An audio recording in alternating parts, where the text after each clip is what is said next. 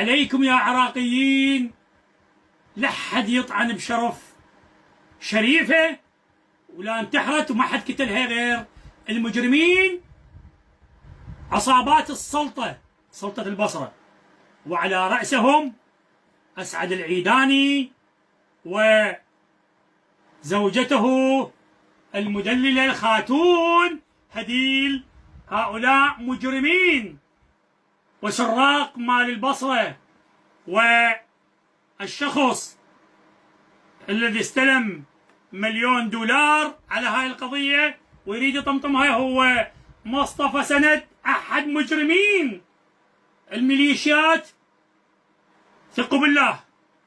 وهذا نائب، وللأسف كشفنا نواب عبانا الصدق مستقلين طلعوا كلهم تابعين لإيران مباشر والكتل السياسية.